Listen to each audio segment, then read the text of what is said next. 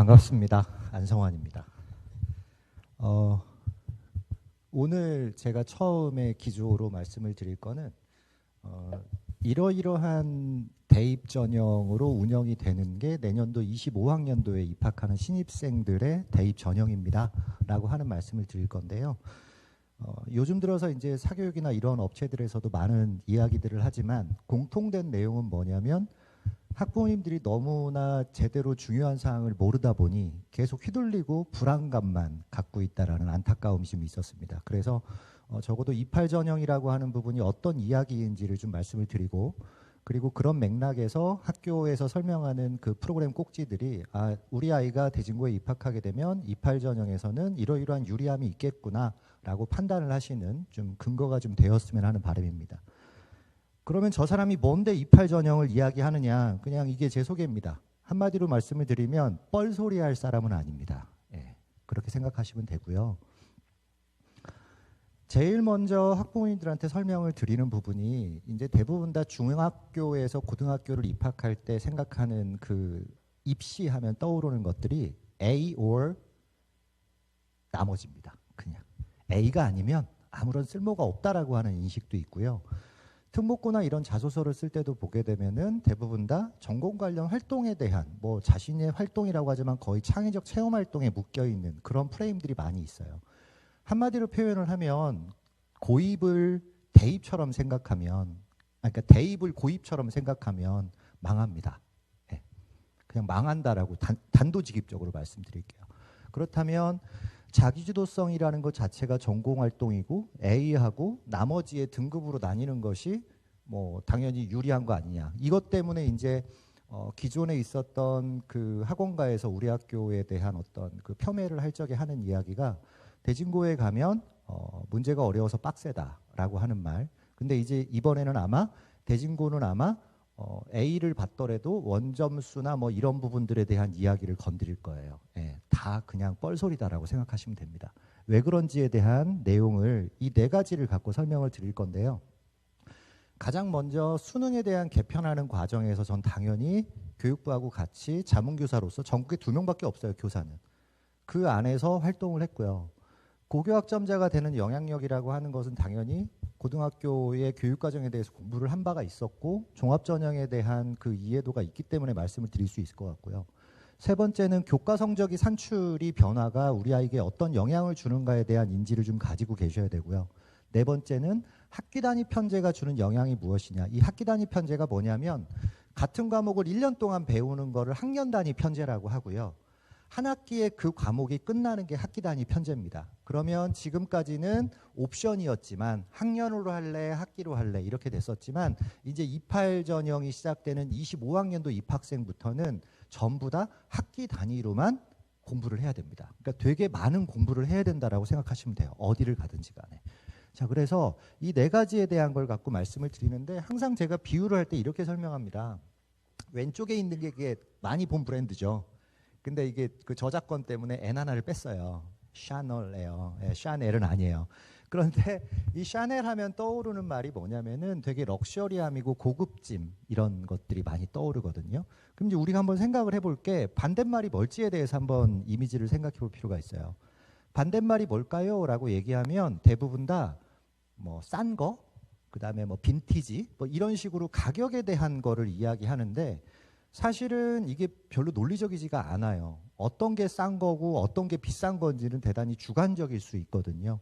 그렇다라고 하면 제 나름대로 생각하는 것은 뭐냐면 반대말은 흔한 거예요. 흔한 거. 흔한 거. 그럼 이런 맥락에서 좀 대입에 대한 이해를 좀 하셔야 돼요. 지금 1등급도 전국에 4%라 되게 흔하고 2등급도 흔하고 3등급도 흔해요. 그러다 보니까 이미 종합전형에서도 서울 시내 주요 대학들 서연고, 서성한, 중경외시 정도까지도 대부분 다 1, 2, 3등급 학생들이 종합전형에서 합격을 해요. 3등급이 합격을 한다고요. 2등급 말도 합격을 하고. 그런데 재미난 건 A, B, C로 하게 되면은 A하고 B까지 합치면 34%인가가 A하고 B 인원이에요. 1, 2등급을 합쳐도 인원이 모자라는 거예요. 지금의 1, 2등급을 합쳐도. 그러면 성적이라는 것 자체가 대단히 물러지는 거죠. 흔해지는 거죠. 그런데 이것만 흔한 게 아니라 일반적으로 고등학교에서 배워야 되는 과목에 대해서도 모든 학교들이 다 흔하게 배워요. 그러면 과중이라고 하거나 대진고라고 하는 것의 의미가 어떤 면에서 가치가 있는가에 대해서 좀 합리적으로 생각하실 필요가 있다는 거죠. 그래서 오늘 제 주제는 럭셔리함의 반대말은 흔한 거다. 성적이 좋은 건 흔한 거다라는 겁니다. 절대 2028 대입을 준비하시는 분들이 헐렁한 학교에 가서 A를 받는 게 유리하다고 생각하실 거라면 이미 중학교 2학년 때 저쪽 그 타시도로 지역 인재를 쓸 수 있는 곳으로 가시거나 중학교 1학년이나 초등학교 6학년 때 여기 가까운 남양주나 퇴계원으로 가셔가지고 농어촌 전형을 준비하셨어야 되는 게 맞아요. 절대로 성적을 갖고 이제는 분가름할 수 있는 그런 시대가 아니다라는 말씀을 좀 먼저 드리고요. 그런 맥락에서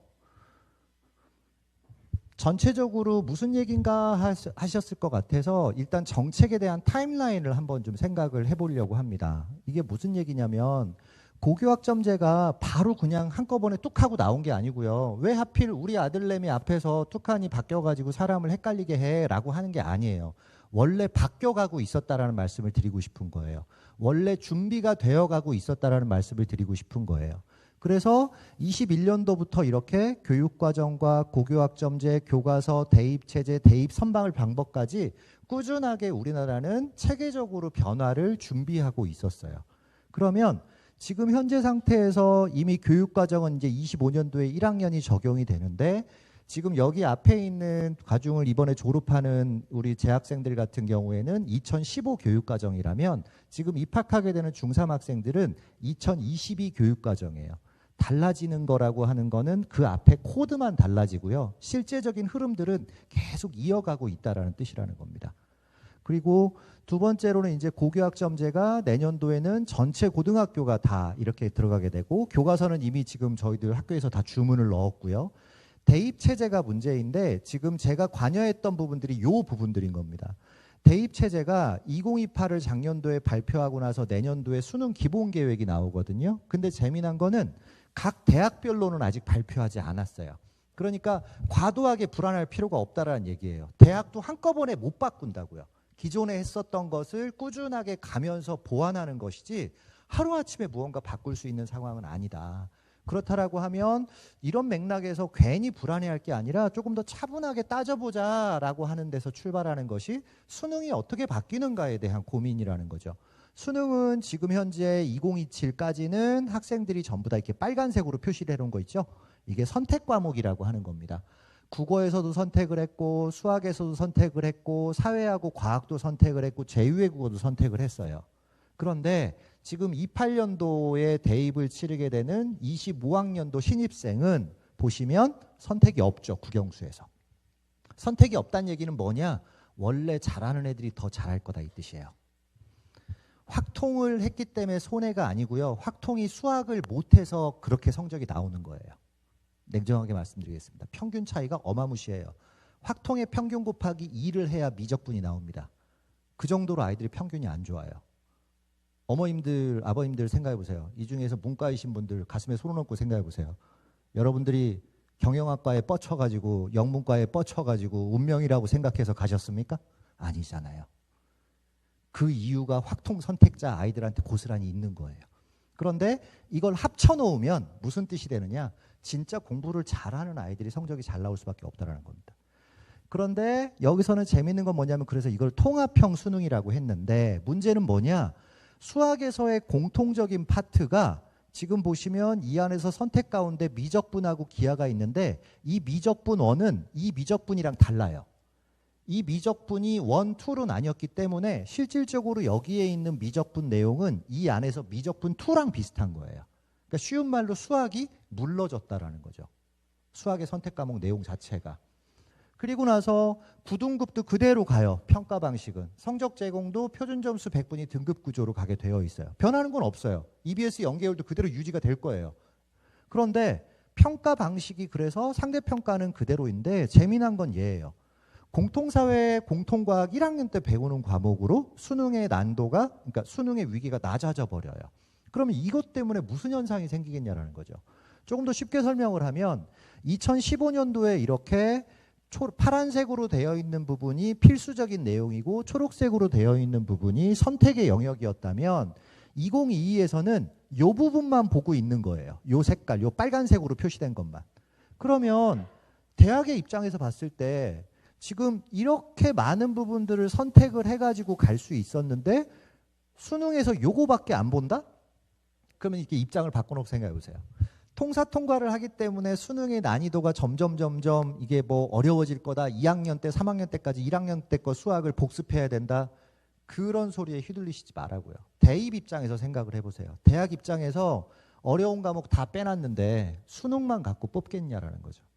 지금 이게 대학들이 가진 고민이에요. 근데 이 시점에 대한 내용을 내년도 상반기 정도가 지나야 대학들이 발표를 합니다. 서울대학교는 1월 달에 포럼을 하는데 저도 참여를 하는데 서울대 포럼만 28 전형에 대해서 내년 1월에 발표할 거고요. 나머지 대학은 전부 학기가 개학한 다음에 시작을 해요. 그러면 이 얘기는 무슨 얘기냐? 그 전에 학부모들이 무언가 선택에 대한 방향을 인지하고 있어야 된다는 얘기입니다. 무슨 얘기냐? 수능이 이렇게 쉬워지면 대학들은 그럼 뭘로 할까라는 거죠. 추가적인 평가 요소를 요구할 수 있어요. 이미 그런데 그렇게 하고 있었어요. 교과 전형도 교과 성적으로만 보는 게 아니라 종합 전형처럼 평가하는 부분이 있었고요. 서울대, 연대, 고대 전부가 다 수능 성적으로만 보는 것이 아니라 교과에서의 내용을 평가하는 방식으로 정시에서도 개념을 바꿨단 말이죠. 그러면 수능 평가 자체가 이렇게 바뀌었을 때 수능만 목을 메고 있는 것이 바람직한가라고 하는 생각을 해보실 필요가 있어요. 적어도 학교 생활에 대해서 충실하게 해야 되는 부분이 필요하다라고 하는 변화가 조금 더 지금보다는 커질 확률이 있다라는 거죠. 여러분들이 생각하시는 지하철 노선도에 있는 대학을 가려면. 자, 그래서 이런 부분들을 합리적으로 생각을 해볼 수 있고, 두 번째로는 고교학점제가 시행이 됐을 때 어떤 차이가 있을까라고 하는 부분인데, 고교학점제는 한마디로 표현하면 출석이 빡세진다라고 생각하시면 됩니다. 지금 대부분의 3학년들 학생들, 요즘에 저도 돈이 결석계처럼 쌓였으면 좋겠는데 그나마 그걸 내는 친구들은 착한 학생들이고요. 대부분 다 미인정으로 그냥 컨디션이 안 좋으면 안 나오더라고요, 애들이. 그런데 1학년들 분명히 얘기할게요. 그렇게 학교 생활하면 망할 겁니다. 왜냐? 학점제의 가장 키워드는 책임입니다. 책임. 학교가 적어도 아주 기본적인 보통 교육을 받아야 되는 고등학생을 학교가 반드시 키워내라라고 하는 책임을 줘서 어떤 최성보 같은 최소 성취 기준에 대한 보장지도 같은 것들로 했지만 학생들한테도 책임을 넘겼어요. 지금 중학생들은 190일이라고 하는 출결일수에서 20% 이상만 결석하지 않으면 진급이 되게 돼 있어요. 근데 이제는 학점제가 되면 그렇게 되지 않아요. 출석일수도 따지지만 뭐를 따지냐면 과목별 출석률도 따져요. 내가 계속해서 특정 요일에 어떤 그 결석을 하거나 조퇴를 했다. 그러면 해당되는 내용에서 20% 이하가 되면 이수가 안 돼요. 그럼 이수가 안 되면 학교에서 책임을 지고 이 학생들한테 또 다른 서브 보충교육처럼 여름방학 때 나와 이렇게 합니다. 그러니까 생각해 보세요. 학기 중에 나오는 게 낫지 여름방학 때 나오는 것보다. 그죠? 그런데 여기다가 낙인 하나를 찍어줍니다. 뭐라고 하냐면 출석률 미달로 인한 추가학습 실시. 대학 가지 말란 얘기입니다. 종합전형 평가하는 곳은. 그리고 한마디만 더 말씀드릴게요. 지금 현재 서울대, 연대, 고대 모두가 다 출석에 대해서 상당히 관심을 가지고 종합전형에서 이미 평가를 하고 있다는 겁니다. 근데 이게 제도상으로 픽스가 되는 부분이다라고 생각하시면 돼요. 학점제의 가장 기본적인 변화는.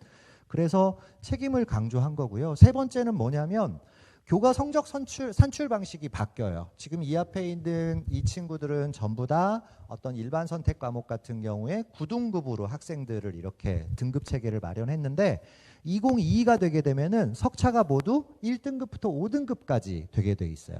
근데 엄마들이 헷갈리는 게 뭐냐면 성취도라는 부분도 5단계라 되게 헷갈려요. 그러니까 성취도하고 등급은 다른 거예요. 등급은 비율로 정해져 있지만 성취도는 학교마다 고정적으로 할 수 있는 학교도 있고 유동적으로 할 수 있는 상황도 생기거든요. 근데 이미 우리 학교에서는 그런 부분에 대한 고민을 교감선생님이나 교장선생님 그리고 부장선생님들까지 다 하고 계세요.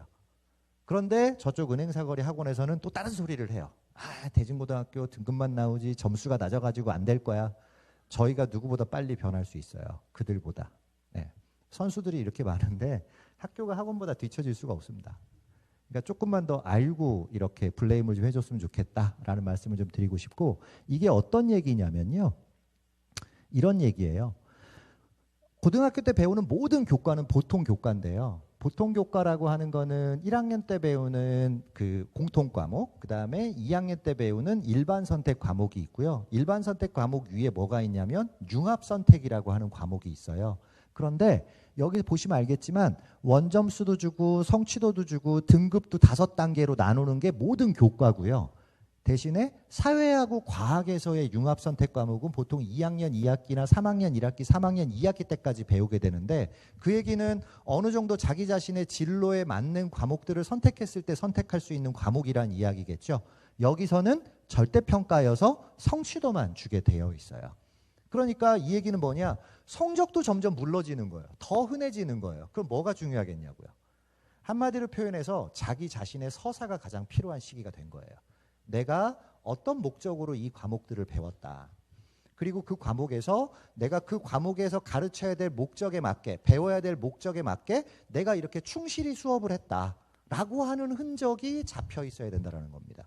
그러기 위해서 당연히 중요한 게 뭐냐면 그 학교에서 가장 핵심적으로 대입해서 필요한 과목들을 어느 정도 열어주고 있는가. 이게 교육과정에서 봐야 될 부분이다라는 겁니다.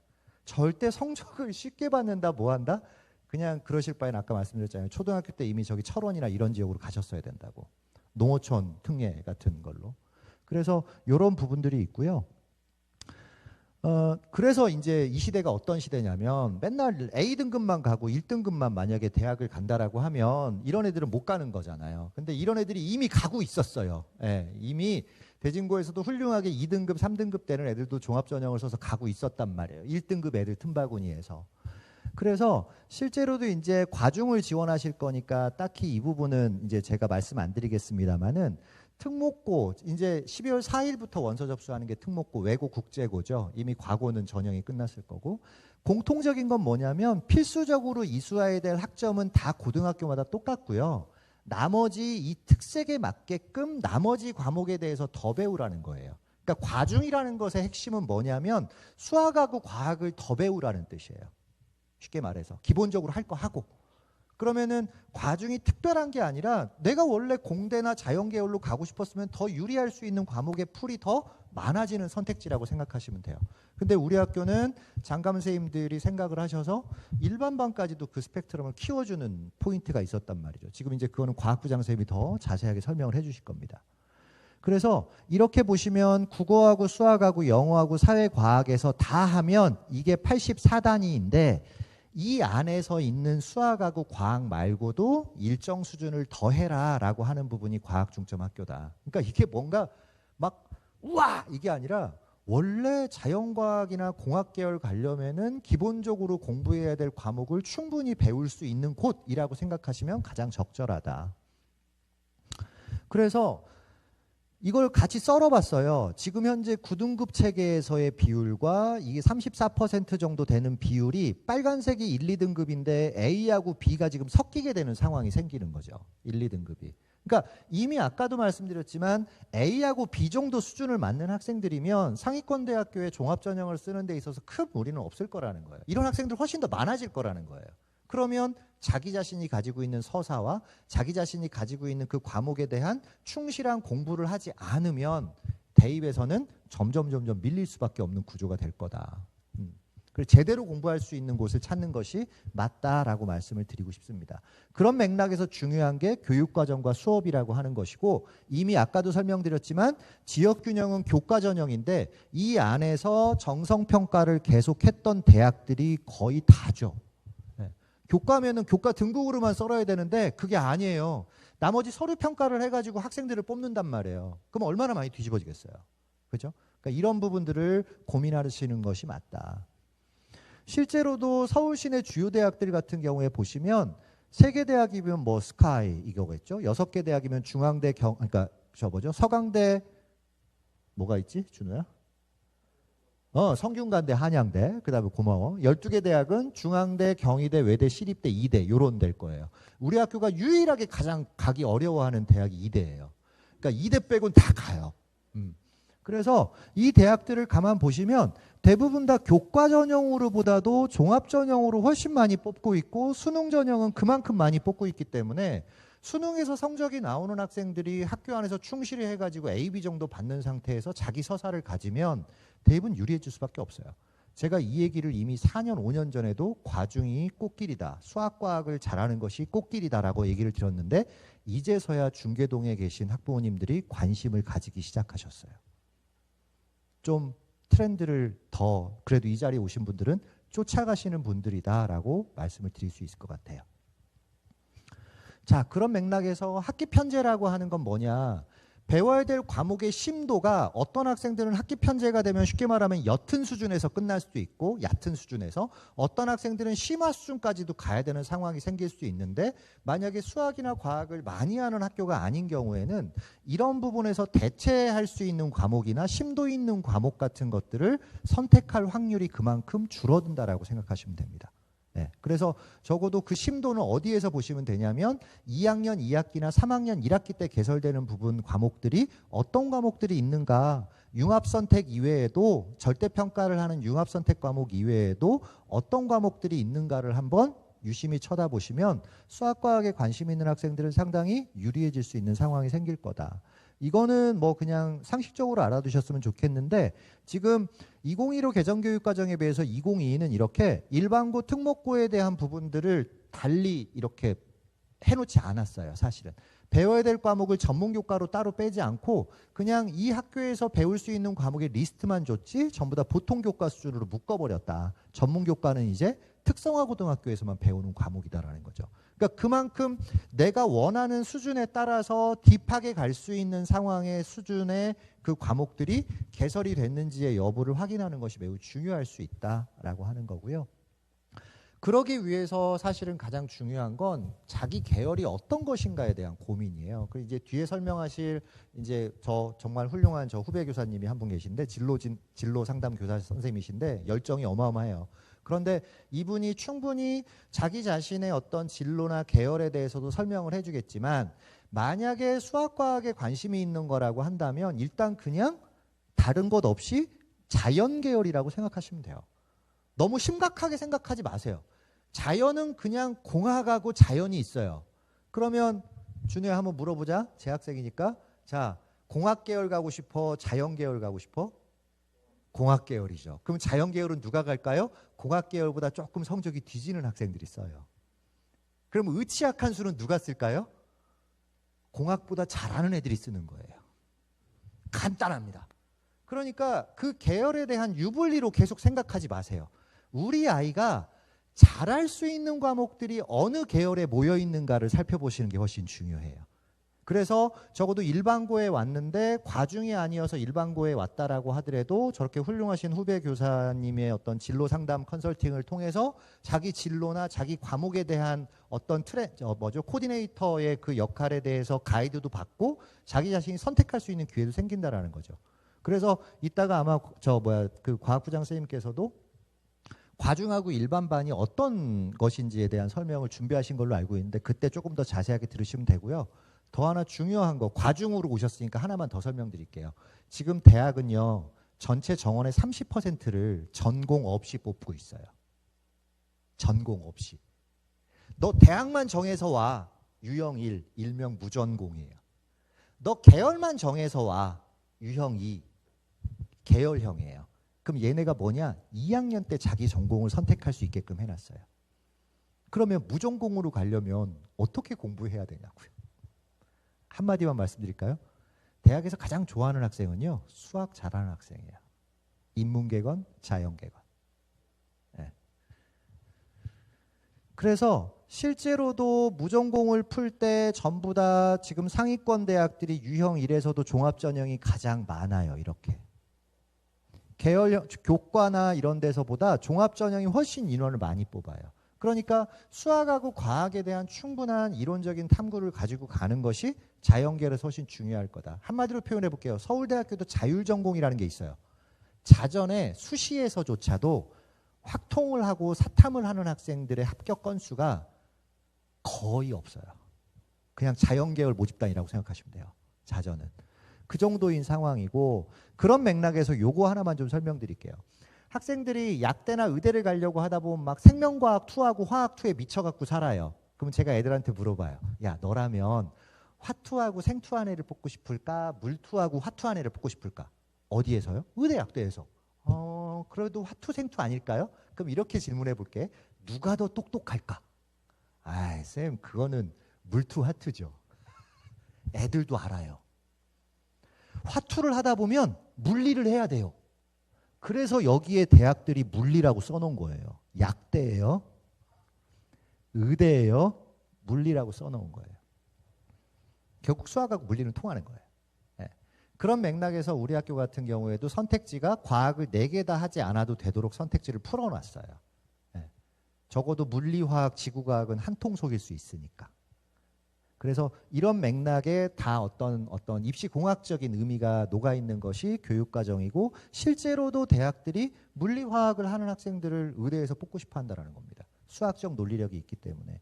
그래서 어머님들한테 지금 이제 거의 시간이 마무리가 돼서 말씀드릴 수 있는 거는, 서울대학교 포럼에서 뭐라고 이야기했냐면, 수시에서는 종합영양평가라고 그래서 창의 융합 영양평가라는 단계를 2단계에서 넣는데, 쉽게 말하면 진짜 얘가 얼마만큼 공부했는지를 면접을 통해서 확인하겠다는 뜻이라고 생각하시면 돼요. 정시에서조차도 교과 영양평가를 강화하겠다라고 해서 수능 이외에도 이렇게 학생부에 대한 서류를 2단계에서 평가할 수 있도록 흐름이 바뀌고 있다는 겁니다. 서울대학교가 이러면 나머지 대학도 쫓아갈 수밖에 없어요. 상위 6개 대학은. 그래서 이런 부분에 대한 것들을 생각하셔야 되는데, 그걸 생각하시지 않고 성적이 좋은 학교를 가야지라고 생각하고 나서 만약에 이런 트렌드가 다 발표가 확정이 돼버리면 전학을 가셔야죠. 그 학교에서. 네, 그런 부분들이 있습니다.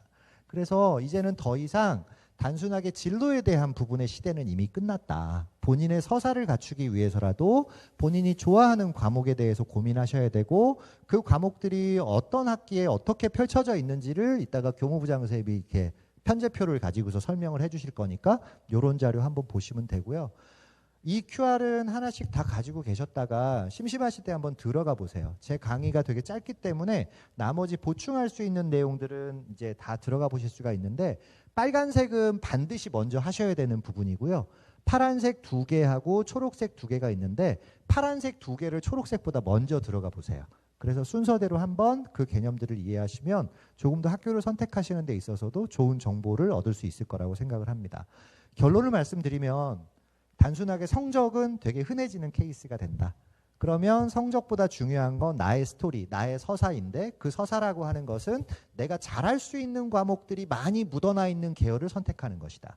그리고 이 서류평가라는 부분이 수능 자체가 물러지면서 상위권 대학을 통해서 점점 더 강화될 수 있는 트렌드를 따라가시는 것이 맞기 때문에, 선택 과목에 있어서의 교육과정에 대한 부분, 수업의 질적인 부분, 평가에 대한 부분 같은 것들을 면밀하게 살펴보시고 고등학교를 선택하시는 것이 맞다라고 말씀드리면서 강의 마치도록 하겠습니다. 감사합니다.